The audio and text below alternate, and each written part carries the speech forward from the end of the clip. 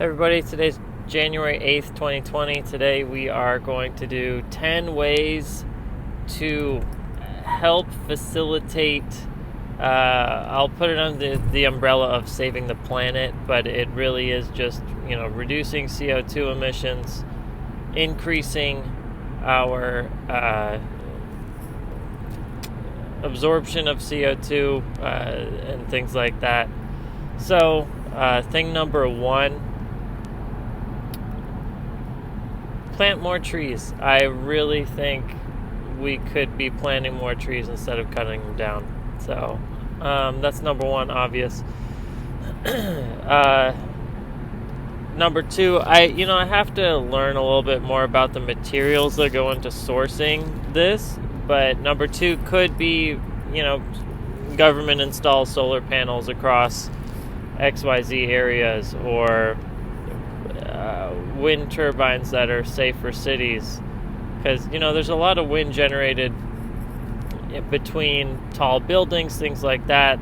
Wind tunnels, they're called that for a reason. So that's number two. Get some more wind, get some more solar. 2 and 3. Number 4 would be to create a government incentive for manufacturers to start building devices that use it. So right now we have like incentives for factories, right? Say you make something, you manufacture something. Your factory is not supposed to emit a lot of CO2 or whatever the waste is.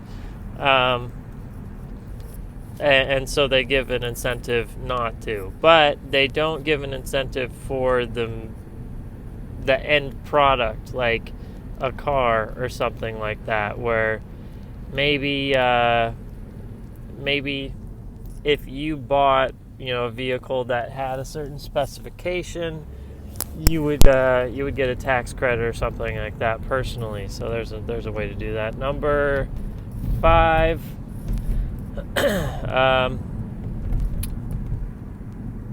This is a really cool one that I've been thinking a lot about. So there's actually a way. Everybody likes hot water, right? If you're in a cold environment, at least.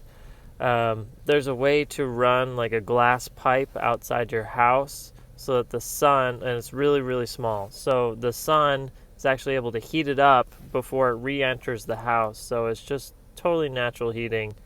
Obviously, there has to be sunlight in order to do that. That's a really cool way to generate heat instead of burning all the gas and things like that to generate heat. It's number 5. Number 6. I mean, we could do something like make it way easier to use public transportation or bikes. I know the West Coast in the U.S. and places like the Netherlands and things like that are a lot more biker friendly. Just get less vehicles and things like that. Get them off the road.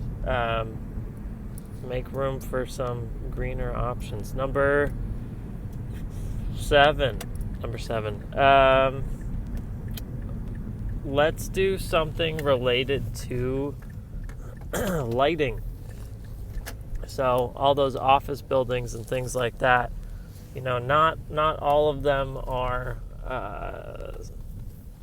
situations where they turn off by themselves, things like this. So I'm gonna put that as number 7. Just make it mandatory. Make sure every building, every place has to have this kind of automatic on-off situation.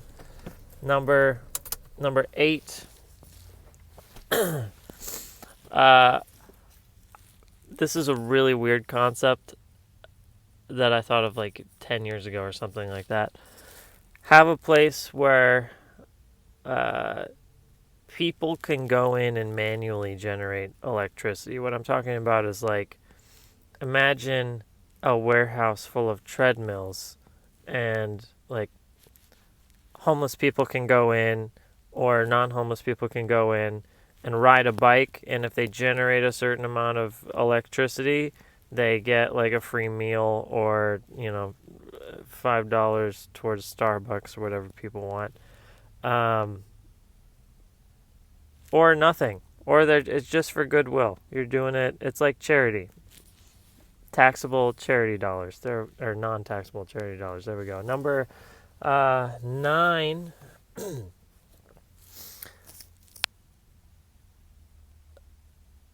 I've seen things like this. They're starting to develop ways to capture CO2 in the air, like at that altitude of whatever it is, 30,000 feet. I'm just making that up, but that's a really cool way to start soaking up some of the CO2. Number 10.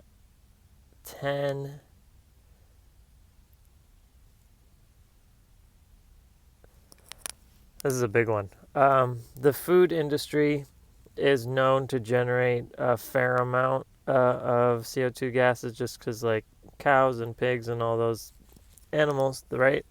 They create methane, and so we keep having these farms to help feed us. Well, what if there's a better way to feed us that doesn't generate as much toxic gas in the air? So there you go, number 10. Have a great day.